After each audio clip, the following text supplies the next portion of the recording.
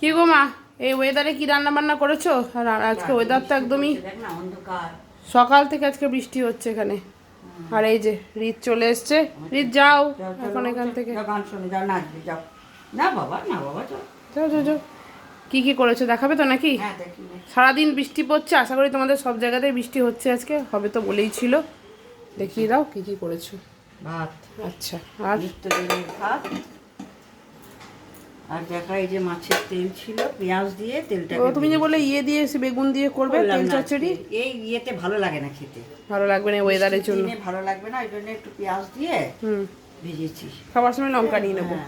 লঙ্কা দিয়ে খাবি। আর কি আছে দেখাও। এই যে এখন এই নিম পাতা এই কোটোতে ভেজে রাখলাম। আমরা একটু এরকম মচমচে খাই, তেলে ভেজে। এই যে এই যে এই যে গুঁড়ো মচমচে হয়, এরকম খাই। আর বেগুনটা আলাদা করে রাখি। এই যে বেগুন একসাথে রাখলে পাতাটা ইয়ে হয়ে যাবে, সেই জন্য ওটা কোটোতে রাখি। খাওয়ার সময় মিশিয়ে খাই, কিন্তু এটা মচমচে না থাকলে ভালো লাগে না, ওই জন্য একটু আলাদা করেই রাখি। আর কি করেছো? আর এই ইঁচড়ের ডালনা দুটো ইঁচড় এনেছিল কালকে। হ্যাঁ, কালকে দুটো ইঁচড়ের, যেটা বড় ইঁচড় সেটা মা করেছে, তাই তো নাকি? আজকে একটু ঝোল ঝোল করেছি। আজকে ডাল করিনি, কালকে ডাল আছে ও একটুখানি, এটা দিয়ে মেখে খাবো। ভালো লাগে খেতে, ইঁচড়ের এই ঝোলটা দিয়ে খেতে ভালো লাগে খেতে, খেতে ভালো লাগে।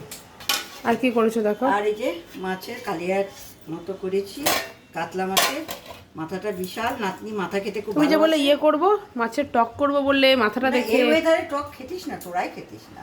না, মাছের মাথাটা দেখে তো টক খাওয়ার মতনই ছিল আজকে।